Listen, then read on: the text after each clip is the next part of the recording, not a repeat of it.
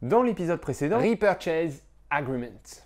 pardon, Repo, l'indice du dernier épisode, ça veut dire Repurchase Agreement. En fait, c'est juste l'habillage sous forme juridique de deux transactions en sens inverse et décalé dans le temps du refinancement d'actifs financiers négociables à un taux d'intérêt négocié entre les deux parties contractantes, le prêteur des titres et le prêteur du numéraire. Ah oui, bien vu. Et du coup, t'as compris ce que c'était?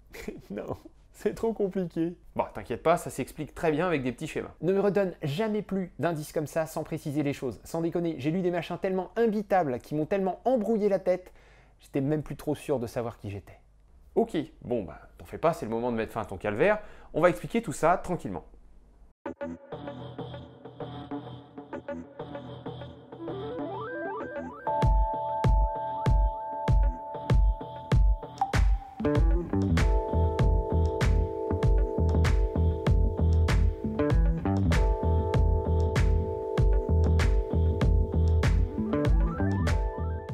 Dans le dernier épisode, on a montré que les taux d'intérêt réels ont été plutôt avantageux pour les pays du Sud sur la période allant de la création de l'euro jusqu'à la crise de 2008. On a dit que c'était notamment lié à l'inflation qui était supérieure pour les pays du Sud par rapport aux pays du Nord. Reformulé un petit peu différemment, sur ce graphique, on constate que les taux d'intérêt nominaux sont identiques entre pays du Sud et pays du Nord sur la période qui nous intéresse. Or, on a dit que pour déterminer ces taux d'intérêt nominaux, les marchés financiers partent de l'unique taux de refinancement défini par la Banque Centrale Européenne, puis appliquent une pénalité qui correspond au risque. Ce risque, on peut le diviser en plein de catégories différentes, mais les deux principales sont risque de non-remboursement et risque d'inflation. Entre 1999 et 2008, les marchés ont estimé que ces risques étaient similaires entre pays du Nord et pays du Sud. Sauf que comme l'inflation était plus forte dans le Sud que dans le Nord, Les taux d'emprunt réels étaient en fait inférieurs dans les pays du Sud. bien. La question qui nous préoccupe aujourd'hui, c'est pourquoi est-ce que les marchés financiers auraient-ils estimé que les risques étaient identiques quel que soit le pays du moment qu'ils faisaient partie de la zone euro? Ouais, mais j'ai assez hâte de voir comment tu vas réussir à retourner une aberration pareille. Reprenons les choses dans l'ordre. Si les risques sont différents en fonction des pays, alors les taux nominaux doivent aussi être différents. Le risque le plus évident, celui qui n'est manifestement pas le même pour tout le monde, c'est le risque d'inflation. Sur ce graphique, on voit la multitude des niveaux d'inflation en zone euro. C'est un beau bordel. Ce qui veut donc bien dire qu'on devrait aussi avoir un gros bordel dans les taux d'intérêt. Sauf que c'est pas le cas. Pourquoi? Parce que le risque d'inflation importe dans le pays qui fournit les fonds, mais pas dans celui qui doit les rembourser. Plaît-il? Mettons que tu sois épargnant d'un pays A dans lequel le niveau d'inflation est de 1%. Quand tu vas confier ton argent à un fonds d'investissement qui va l'investir, tu vas t'assurer que ce fonds ait comme objectif de fournir un rendement qui te permette d'amortir cette inflation de 1%. Ouais. Mais imaginons maintenant que ce fonds repère une opportunité d'investissement dans un pays C au sein duquel l'inflation est de 10%. Le fonds doit-il alors prêter ton argent à un taux d'intérêt reflétant le risque d'inflation du pays A ou du pays C? Pour moi, ce qui compte, c'est mon pouvoir d'achat, hein. Donc le fonds doit forcément tenir compte de... Ah ouais, j'ai compris. Et oui, avant l'euro, les Allemands investissent plutôt en Allemagne, les Français en France, les Espagnols en Espagne, etc. Il était plus difficile de convaincre les épargnants d'investir à l'international puisque les lois étaient parfois contraignantes.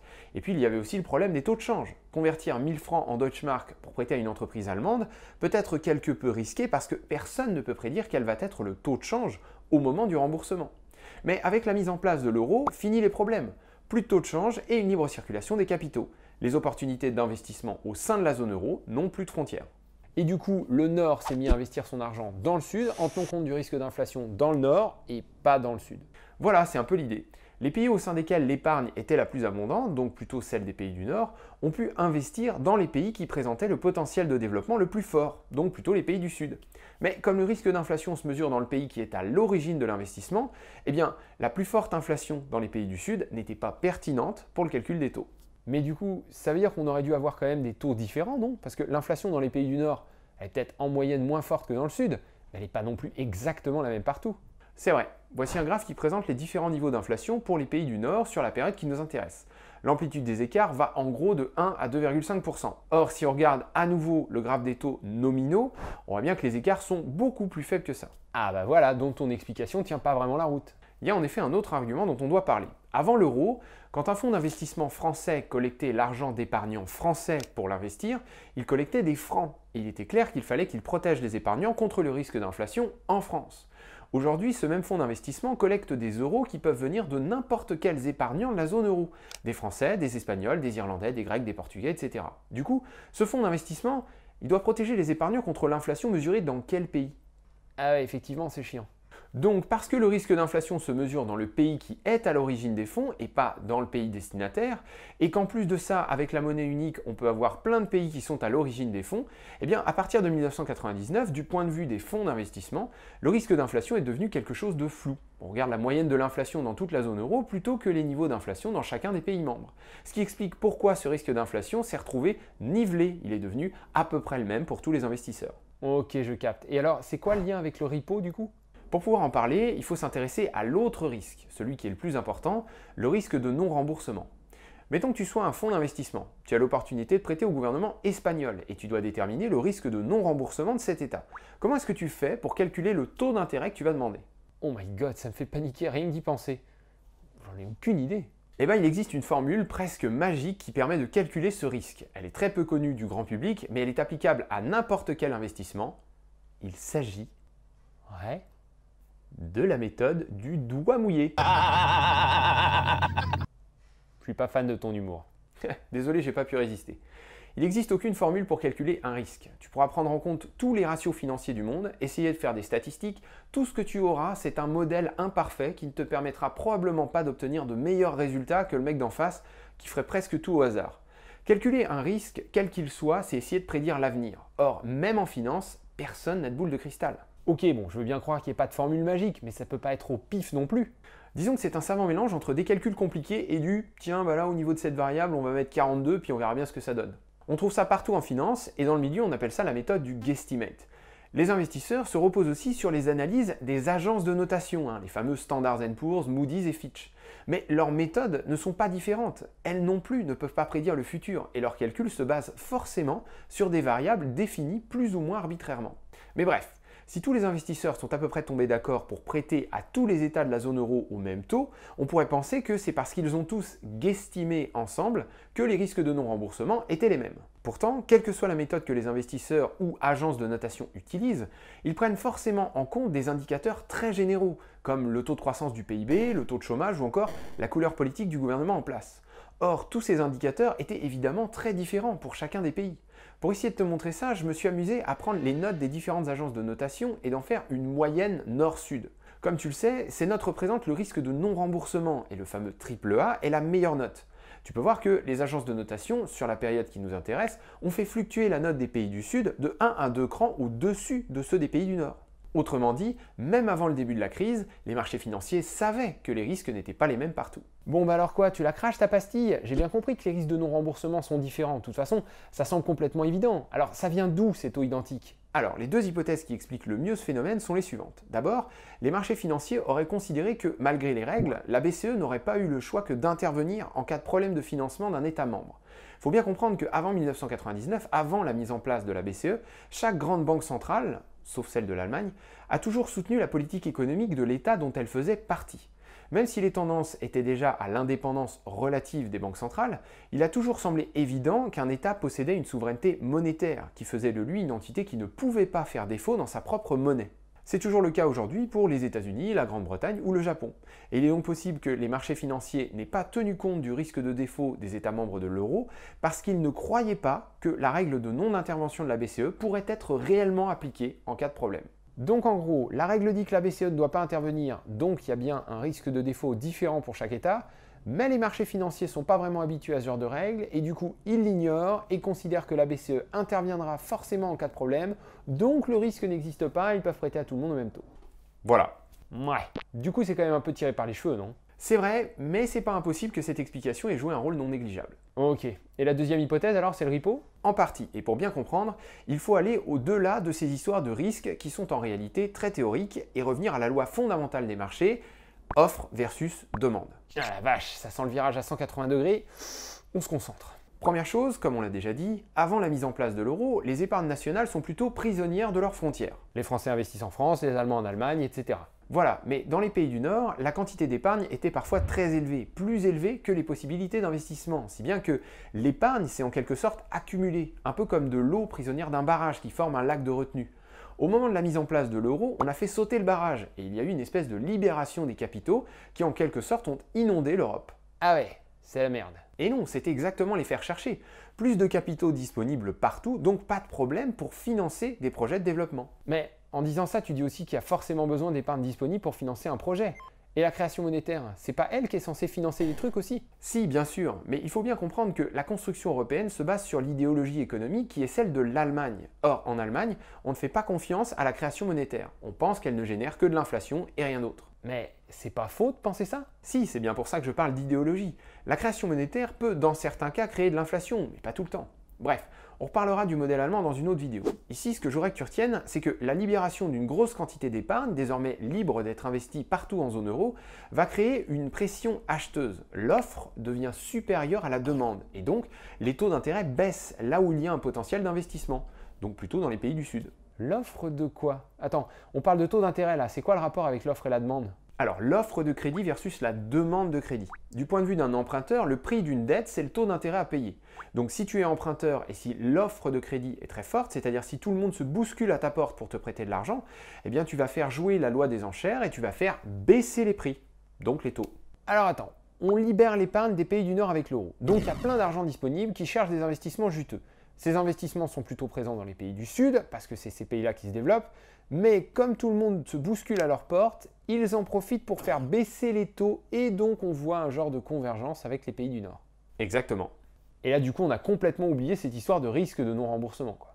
Oui et non. Ce qui détermine les taux d'intérêt, c'est la loi de l'offre et de la demande. Et ce qui devrait déterminer l'offre de crédit, ce sont les niveaux de risque. Mais encore une fois, le problème de l'évaluation des risques, c'est qu'il n'y a pas de formule magique. Mets-toi à la place des fonds d'investissement. Eux, ils doivent investir l'épargne qu'on leur a confiée. Avec toutes les nouvelles opportunités qui se présentent dans les pays du Sud, peu importe si les rendements ne sont qu'un tout petit peu plus élevés que dans leur pays d'origine.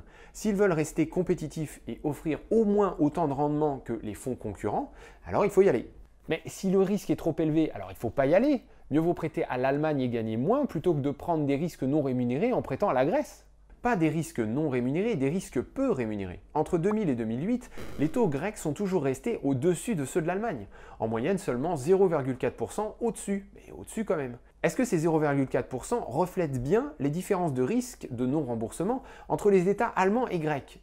Aujourd'hui, c'est facile de dire que non, mais à l'époque. Au final, les fonds qui prêtaient aux Grecs étaient plus rentables que ceux qui ne le faisaient pas, et ça a fini par pousser tout le monde à le faire. Ok, je vois bien que c'est logique, mais en même temps, ça me semble complètement incroyable. Ok, bon, et le repo là-dedans, on n'a toujours pas parlé. Bien, maintenant, on va s'intéresser particulièrement aux banques. Dans l'épisode sur les man, on a expliqué que les banques sont en fait des gestionnaires de stocks. Ce sont les stocks d'actifs que la banque possède qui génèrent des profits.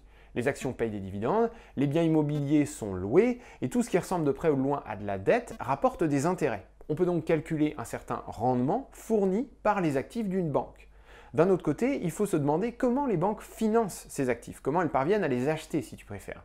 Et la réponse c'est avec un tout petit peu d'argent fourni par les actionnaires et avec beaucoup de dettes. C'est le principe de l'effet de levier. Plus il y a de dettes, plus ça rapporte. Explication dans cet épisode-là. Puisque la dette finance la majorité des stocks et que celle-ci nécessite le paiement d'intérêts, l'un des meilleurs moyens pour une banque de maximiser ses profits, c'est de venir chercher à diminuer les intérêts payés. Toujours dans l'épisode sur les man, on a expliqué que l'un des moyens pour minimiser le coût de la dette, c'est d'emprunter sur une très courte période. Et d'ailleurs, les banques se financent régulièrement sur des durées de quelques semaines, voire quelques jours. Ah oui, alors ça c'est la courbe des taux qui fait comme ça. Tout juste, plus le prêt est de courte durée, plus le taux d'intérêt est faible. C'est encore une histoire de risque. On a également vu que pour que le système soit viable, il faut pouvoir emprunter tous les jours pour pouvoir rembourser la dette de la veille. Ça s'appelle relayer ou refinancer sa dette. Ah oui, et ça du coup c'est le truc de dingue. On déplace la dette sans jamais la rembourser. Enfin si, en la remboursant, mais du coup sans jamais la faire disparaître. Voilà, ce qu'on n'a pas dit, c'est que ce type d'emprunt à court terme est appelé repo pour repurchase agreement et que pour que le système fonctionne, il faut du collatéral. Parfait. On y est. J'ai bien chaud là. Tu vas voir, c'est pas si compliqué que ça. Prenons une banque qui détient 100 actifs, peu importe lesquels, des actions, des obligations, des prêts immobiliers, on s'en fout, mais on va dire qu'en moyenne, ces actifs rapportent 10% tous les ans. Pour pouvoir se les payer, la banque a demandé de l'argent à ses actionnaires, pas grand-chose, 5 seulement, et le reste, c'est de la dette, pour laquelle il faut payer des intérêts, 5% tous les ans. Si on fait le bilan de ce que la banque gagne d'un côté et de ce qu'elle dépense de l'autre, on tombe sur 5,25 chaque année. Et ça, ce sont les profits de la banque, c'est ça? Tout à fait. Maintenant, admettons que du côté de la dette, il y a en réalité deux créanciers, les investisseurs 1 et 2, qui ont accepté de prêter à la banque. Alors en réalité, une banque a des milliers de créanciers différents, et beaucoup sont des banques. La Banque centrale en fait partie, c'est un véritable sac de nœuds, donc ici je simplifie énormément. Maintenant, je te pose la question, pourquoi est-ce que les investisseurs 1 et 2 prêtent à la banque à un taux de 5%? Eh ben, j'imagine qu'il faut ici oublier les histoires de pression acheteuse, alors je vais dire parce qu'ils estiment que c'est la bonne rémunération par rapport au risque qu'ils prennent. C'est ça. Alors ici, on va surtout évoquer le risque de non-remboursement. Donc, si la banque pouvait trouver un moyen de rassurer ses investisseurs par rapport à ce risque de non-remboursement, elle pourrait obtenir un taux plus avantageux. Ouais, je te suis. Ok, je fais maintenant intervenir l'investisseur numéro 3 qui a une stratégie à très long terme. Lui, il se finance uniquement via l'épargne des ménages, il n'a absolument pas de dette, il a utilisé l'argent qu'on lui a confié pour acheter des obligations d'État français. Autrement dit, il a prêté l'argent épargné par ses clients à l'État français et en échange, il touche des intérêts tous les ans, disons 3%. Cet investisseur n'a rien d'autre à faire que d'attendre patiemment que l'État paye ses intérêts et rembourse son emprunt. Mais la banque va lui proposer un marché intéressant. Elle souhaite lui emprunter ses obligations moyennant un petit surplus d'intérêt. Ça veut dire quoi, c'est un petit surplus d'intérêt? Eh bien, elle lui emprunte ses obligations pour 3,5% par exemple. L'investisseur s'y retrouve puisque le taux est un poil plus élevé que ce qu'il touchait auparavant. Pour la banque, c'est bien pratique puisque elle obtient ses obligations pour un coût minime. Elle paye 3,5% d'un côté mais touche 3% de la part de l'État français de l'autre. Et en plus, elle n'a pas besoin d'acheter les obligations qui coûtent quand même 50 sur les marchés. Elle promet simplement de payer plus d'intérêts et de rendre les obligations dans quelques jours. Mais c'est quoi l'idée de faire ça là, je pige pas? Maintenant que la banque possède des obligations qui, je te le rappelle, ont une valeur de 50, elle va pouvoir transférer à l'investisseur numéro 2, celui qui a justement prêté 50, le droit de vendre ses obligations en cas de problème. Ici, le truc important, c'est que l'investisseur numéro 2 ne touche pas les intérêts sur les obligations. Il ne touche pas les 3%. Il a juste le droit de vendre les obligations en cas de non-remboursement de la part de la banque. C'est cette partie-là du montage qu'on appelle Repurchase Agreement. Est-ce que tu vois comment tout le monde y trouve son compte ? Non, là, clairement pas. L'investisseur numéro 2 possède désormais une garantie, ce qu'on appelle du collatéral. Il a désormais le droit, si jamais la banque n'arrive pas à rembourser son prêt, de vendre des obligations françaises qui ont une valeur qui correspond justement au montant du prêt. Certes, il ne touche pas d'intérêt sur ses obligations, mais ce qui est intéressant pour lui, c'est simplement que son risque de non-remboursement est désormais plus faible, puisqu'il possède une garantie. Il va donc accepter de baisser son taux d'intérêt, de 5 à 0,5% seulement. De son côté, la banque paye 3,5% à l'investisseur numéro 3, mais elle touche 3% de la part de l'État, donc elle ne paye que 0,5%. Le coût de financement de la banque est donc désormais de 1% contre 5 auparavant. Enfin, l'investisseur numéro 3 touche 3,5% contre seulement 3% s'il n'avait pas prêté ses obligations. Tout le monde est content.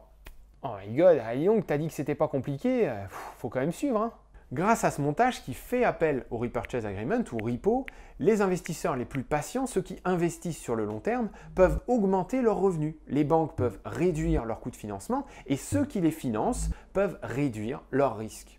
Ce genre de montage est très utilisé sur les marchés financiers. Ils ont tous une très courte échéance afin de réduire encore plus les taux, quelques semaines, voire quelques jours.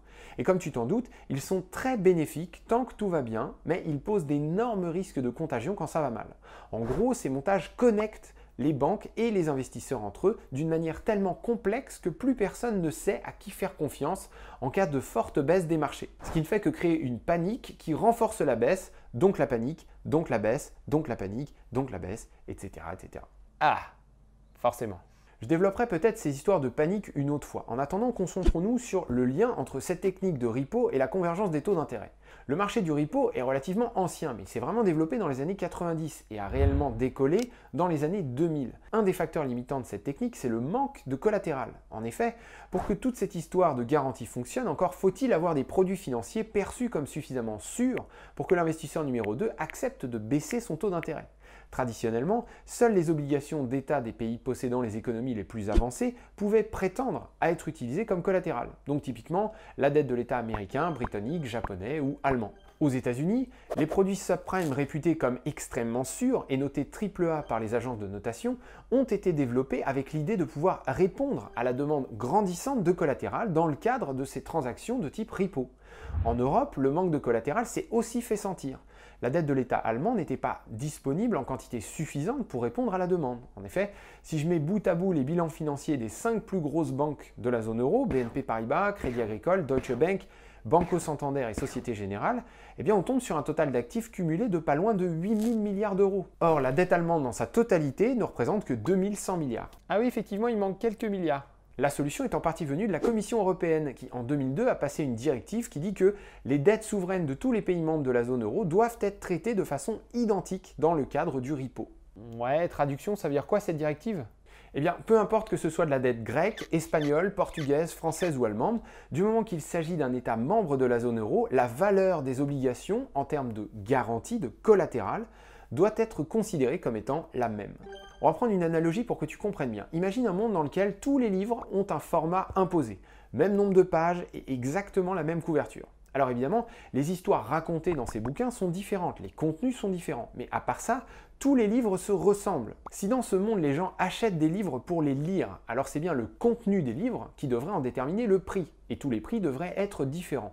Mais si les gens se mettent à acheter les livres simplement pour faire joli, pour remplir leur bibliothèque ou pour fabriquer des tables basses, alors parce que tous les livres sont visuellement et matériellement identiques, aucun livre ne vaudra plus qu'un autre. C'est exactement la même chose avec l'histoire du repo. Les investisseurs ne perçoivent plus les dettes souveraines comme des investissements porteurs de risques spécifiques à chaque pays, mais comme des outils financiers interchangeables, qui peuvent tous être utilisés de la même manière dans le cadre de transactions repo. À ce moment-là, puisque toutes les dettes se valent, il y a une forte pression pour que le taux d'intérêt de la Grèce se rapproche de celui de l'Allemagne. Wow, bon. Eh ben tu m'as retourné le cerveau. Parfait, c'est le moment de s'arrêter, reprenons un petit peu tout ça. La question était pourquoi les taux d'intérêt sont au même niveau pour les pays membres de la zone euro entre 1999 et 2008. On a expliqué que, a priori, ce qui motive les marchés financiers quant à la fixation d'un taux d'intérêt, c'est le risque. Et il existe deux risques principaux, celui d'inflation et celui de non-remboursement. Pour le risque d'inflation, on a expliqué qu'il doit être pris en compte dans le pays qui est à l'origine des fonds et pas dans le pays destinataire. De plus, après la mise en place de l'euro, les fonds d'investissement se sont retrouvés à gérer un mix de différentes épargnes provenant de différents pays et donc le risque d'inflation est devenu très diffus. C'est l'inflation au sein de la zone euro en général qui est devenu le critère dominant du point de vue des investisseurs et pas l'inflation spécifique à chaque pays. Pour ce qui est du risque de non-remboursement, qui lui semble avoir été perçu comme étant identique entre les différents pays, il y a plusieurs explications à apporter. D'abord, on a dit qu'il n'existait aucune formule magique pour calculer un niveau de risque, et encore moins pour lui associer un taux d'intérêt. On a aussi montré via ce graphique que les agences de notation qui évaluent le risque de non-remboursement des États ont toujours donné des notes plus importantes, plus risquées aux pays du Sud, et donc que les marchés financiers savaient que les risques n'étaient pas les mêmes partout. Mais les taux d'intérêt dépendent avant tout de la loi de l'offre et de la demande. La mise en place de la monnaie unique a permis une ouverture des frontières qui a libéré les trop-pleins d'épargne parfois présents dans certains pays du Nord, ce qui a renforcé l'offre de crédit dans les pays dans lesquels la demande était la plus abondante, les pays qui avaient besoin de se développer, les pays du Sud. Or, quand l'offre de crédit est forte, c'est-à-dire quand tous les fonds se précipitent pour investir, les agents économiques qui ont besoin d'argent peuvent se permettre de faire baisser les prix, donc de faire baisser les taux. Ce qui explique pourquoi les taux dans le Sud ont eu tendance à baisser pour converger vers ceux du Nord. Autre facteur, il y a au cœur de la zone euro une banque centrale très spéciale, la BCE, qui respecte une règle très stricte mais aussi peu commune. Il est interdit, quelle que soit la situation, d'utiliser la souveraineté monétaire de la BCE pour financer un gouvernement. Les marchés financiers, peu habitués à cette règle, qui n'existe qu'en zone euro, ont pu penser qu'elle n'aurait jamais pu être respectée en cas de défaut d'un État membre, ce qui les aurait amenés à conclure que le risque de non-remboursement était nul partout. Pour finir, les banques européennes, qui sont absolument énormes quand on compare la taille de leur bilan à la taille des économies qu'elles financent, cherchent toujours, comme n'importe quelle autre entreprise, un moyen pour maximiser leurs profits. Or, du point de vue des banques, qui financent 90% de leur activité avec de la dette, la réduction des taux d'intérêt est un sujet majeur. La solution pour réduire les taux est double. Soit on peut réduire la durée du prêt, moins long, donc moins risqué, donc moins cher, soit utiliser des prêts avec collatéral, c'est-à-dire des prêts pour lesquels le prêteur se voit offrir un actif financier qu'il peut revendre en cas de non-remboursement. En combinant les deux, un prêt de courte durée avec du collatéral, on obtient l'outil de financement ultime qui a extrêmement bon marché, les contrats dits repo. Le problème, c'est que ce type de prêt nécessite un collatéral d'excellente qualité qu'il était difficile de trouver avant la mise en place de l'euro.